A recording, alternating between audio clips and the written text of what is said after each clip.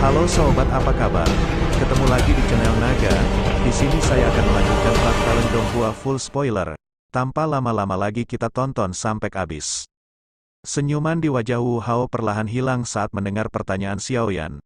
Dia mengerutkan kening, merenung sejenak sebelum berkata, lembah api iblis ini juga merupakan faksi lama di wilayah sudut hitam. Keberadaannya sudah cukup lama. Kekuatan lembah ini juga luar biasa. Awalnya, mereka tidak memiliki banyak konflik dengan Akademi Jianan. Karena, Xiao Get, hubungan kami menjadi seperti api dan air selama 1 hingga 2 tahun ini. Apa masalahnya? Xiaoyan sedikit terkejut. Hal ini sebenarnya terkait dengan gerbang Xiao. Alasan utamanya adalah, Xiao Get berkembang terlalu cepat. Itu bisa dianggap sebagai faksi terkenal di wilayah sudut hitam. Pemekaran suatu faksi tentunya akan menimbulkan permasalahan yang tidak dapat dihindari dengan faksi lain. Oleh karena itu, karena beberapa masalah, gerbang Xiao dan lembah api iblis mengalami beberapa konflik. Dengan meningkatnya intensitas konflik ini, pertempuran besar secara alami tidak dapat dihindari. Wu Hao menghela nafas tanpa daya. Pada awalnya, Demon Flame Valley ini telah mengungkapkan kekuatannya yang kuat sebagai faksi lama. Xiao Get berulang kali dikalahkan dalam beberapa pertempuran mereka. Pada akhirnya, Akademi Jianan akhirnya turun tangan dan membantu gerbang Xiao mengalahkan lembah api iblis. Selama pertempuran kami membunuh beberapa ahli dari Demon Flame Valley.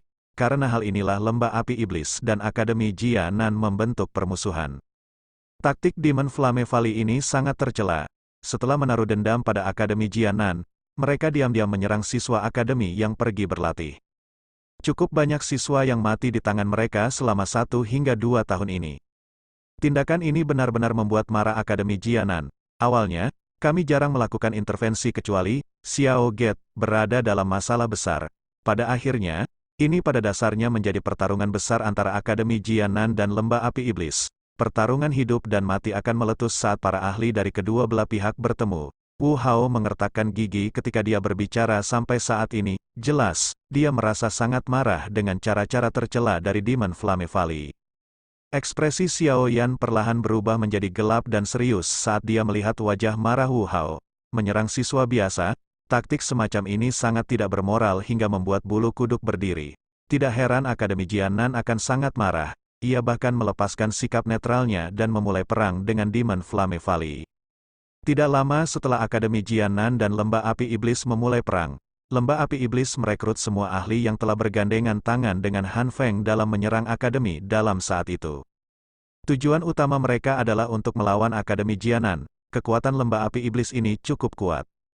Bahkan dengan kekuatan Akademi Jianan, sulit untuk dihilangkan.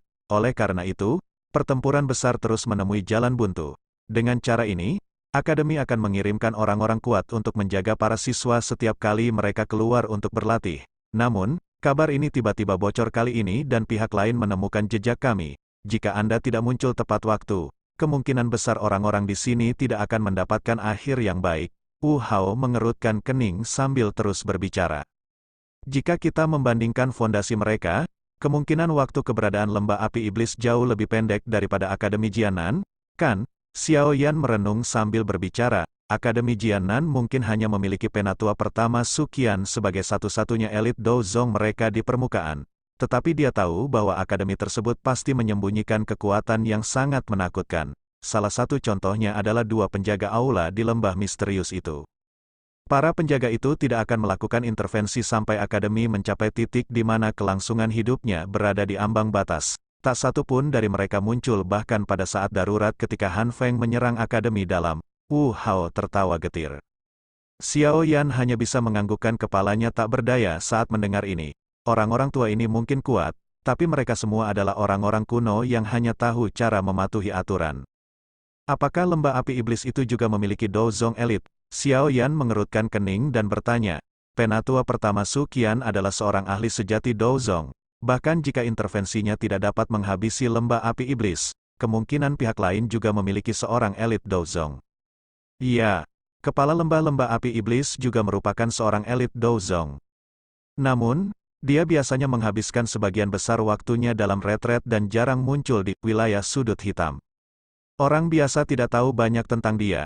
Seorang ahli sejati di wilayah sudut hitam tidak terlalu tertarik untuk merebut apa yang disebut peringkat hitam.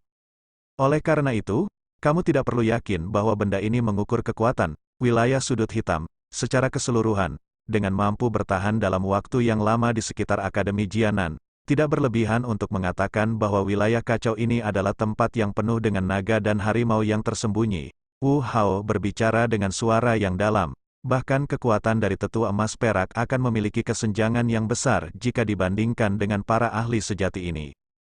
Xiao Yan sedikit mengangguk. Dari kelihatannya situasinya sekarang, wilayah sudut hitam memang menyembunyikan akarnya dalam-dalam. Dirinya yang asli memang berpandangan pendek seperti seekor tikus. Ia berpikir bahwa tetua emas perak adalah orang-orang terkuat di wilayah pelosok hitam. Xiao Yan mengamati tembok kota yang menjulang tinggi dari kejauhan saat dia berdiri di puncak lereng. Kejutan melintas di matanya. Kota Kaisar Hitam ini memang sesuai dengan namanya. Ukurannya yang besar tidak membuat kata Kaisar menjadi lebih cemerlang. Tembok kota yang hitam pekat, yang membentang hingga ke cakrawala, mengandung perasaan dingin. Di bawah sisa sinar matahari, tembok kota berwarna hitam tampak seperti cermin yang